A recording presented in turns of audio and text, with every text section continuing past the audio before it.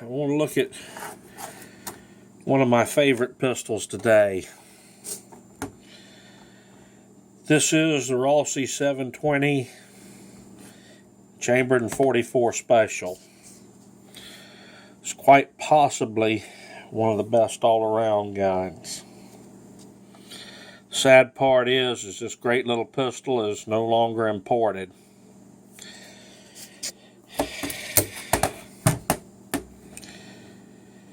It's a Rossi made in Brazil, imported by Inner Arms.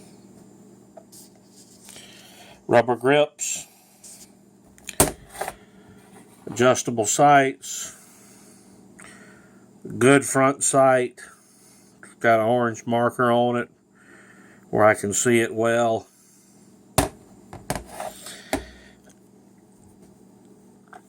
And a fairly smooth trigger.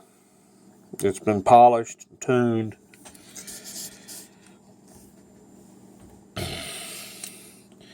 This one carries 5 shots, .44 special.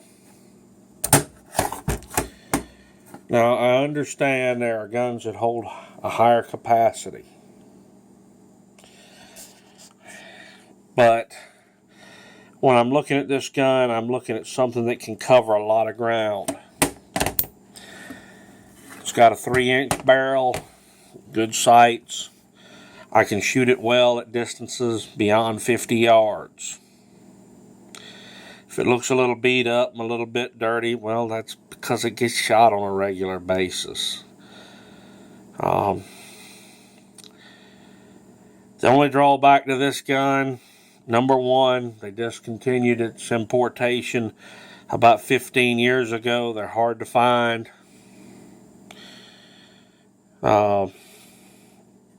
Had several people that wanted it. No, you're not getting it.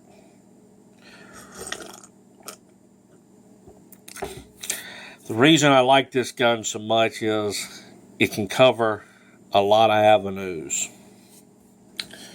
The 3-inch barrel is very concealable if I need to carry it in the city.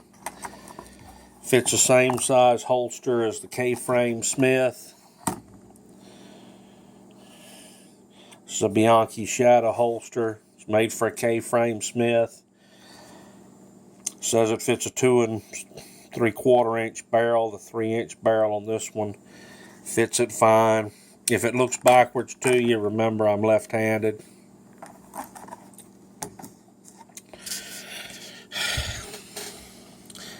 Five rounds in a defensive pistol, I really don't feel that handicapped, because there are 5 mean rounds coming out of it. Second thing that leaves me not feeling handicapped is I always carry a speed loader or 2, sometimes more.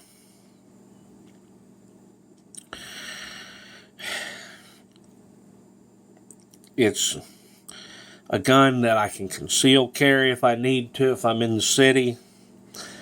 It's one I can open carry and do very well if I'm in the woods as a sporting pistol. A revolver has a couple of things going for it. Number one, it's not pressure dependent, which means I can shoot the lightest loads to the heaviest loads and the gun's going to function.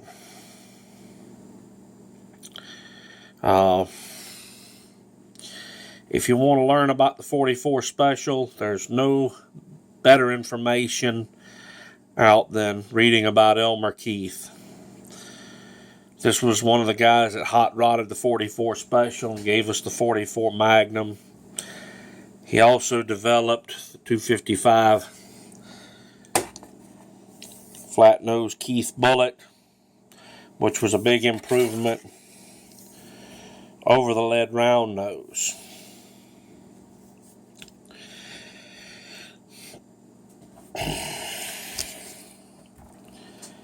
Truth of the matter, and I know our barnyard commandos are going to say, well, it's only 5 rounds. And then they're probably in the same breath going to tell me, well, you shouldn't carry hand-loaded ammunition for self-defense.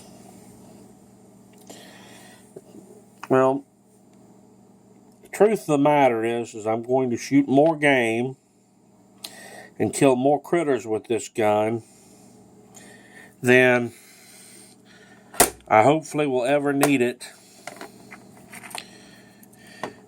shooting at two-legged critters, miscreants and stuff like that.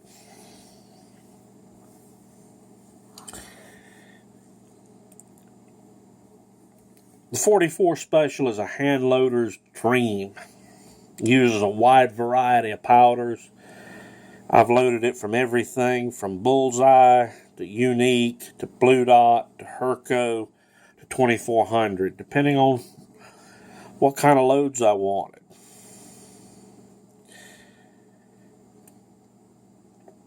It also uses a great variety of bullet weights, anywhere from the 200 grain Gold Dot, which are designed specifically for the 44 Special. The jacket's thinner than the Magnum stuff, and it's got this big hollow cavity to help expand at 44 Special velocities. Now, over the chronograph out of this 3-inch barrel, I'm getting right at 1,200 feet a second with the 200 grain bullet. And I believe it's loaded with Blue Dot.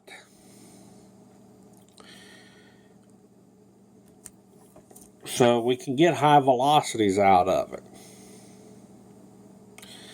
We can get good expansion out of it when we load it to that velocity.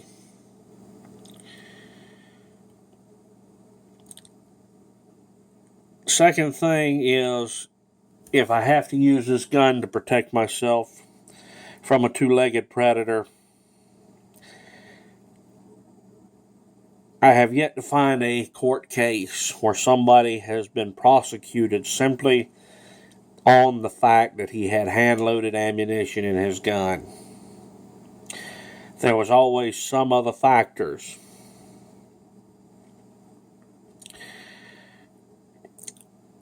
And the truth of the matter is, hey, that's what I had in my gun when I needed it to protect myself.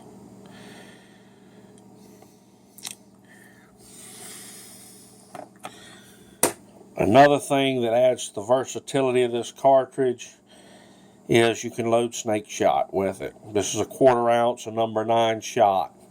Same shot charge as I get out of a 410 shotgun.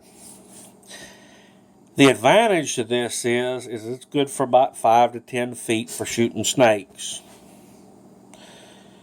Where the judge and the governor that shoot 410 shells, they don't really pattern all that well much beyond that.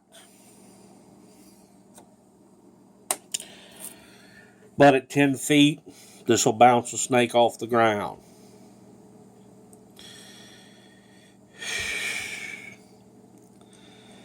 The one on the end is a favorite bullet. Gotta give a tip of the hat to Fred Turner for locating some of these. These are made by a company called Albert's. They've been out of business a long time. But we found some on eBay, and we ended up splitting them up.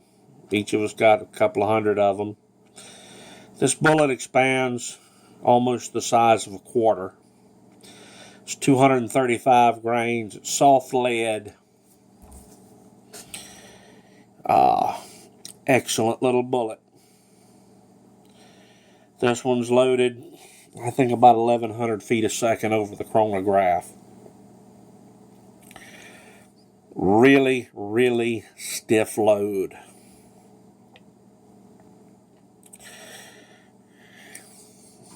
.44 Special shoots a 429 diameter bullet. The original loading called for 246 grain lead round nose bullet. Out of a 6-inch barrel, you get about 850, maybe 900 feet a second. Out of the 3-inch barrel with a factory duplication load, Gives you about 750 feet a second. It's a big bullet. You throw it out there, you let it do what it's wanting to do.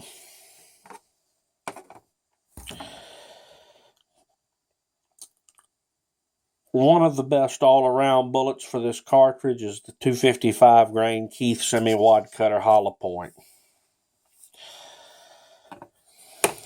This bullet's cast out of wheel weights, size to 429 diameter.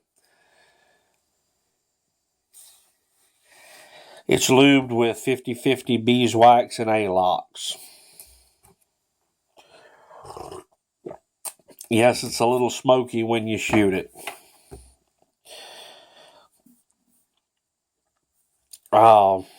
This bullet's loaded to 950,000 feet a second. It's 255 grains of bullet. And it has a big flat nose on it that does a lot of tissue damage. This bullet does not depend on expansion to do damage. And that brings us to another point. With our hollow point bullets, inside of 25 yards, we have about a 25% chance they're going to expand. And beyond that, drops even less. When we get to 50, 75 yards and 100 yards, we're going to get no expansion out of the hollow point. The velocities drop below the threshold in most cases. This bullet can still deliver well past 100 yards with that big flat nose, shooting at game. Still gets a lot of tissue damage.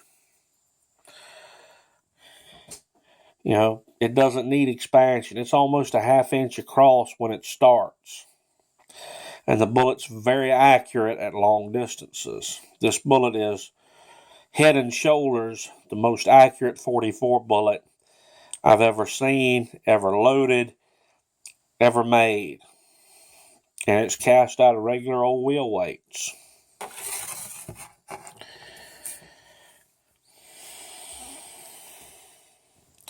The lead round nose bullet, I have a 6-cavity Lee mold for it. And I loaded this one with a factory duplication charge of bullseye powder. And it's again cast out of wheel weights. I believe I used the liquid lube on it. What I wanted was something I could load in bulk and get in a lot of trigger time with my 44s with.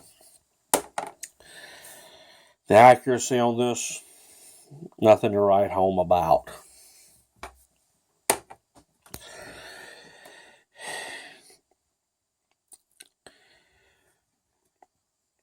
So, I know we live in an era of high capacity, wonder semi-automatics, and they can be purchased for a comparable price of a quality revolver now. Many years ago, the rule of thumb was you could buy 2 good quality revolvers for the price of 1 decent quality semi-automatic. Revolver prices have gone up. The prices on semi-automatics have gone down. We're also making some great and reliable semi-automatics. I learned to shoot with a wheel gun. I'm not handicapped by capacity. I understand my sidearm is not a submachine gun. I don't feel limited with the 5 rounds in the gun and a speed loader or 2.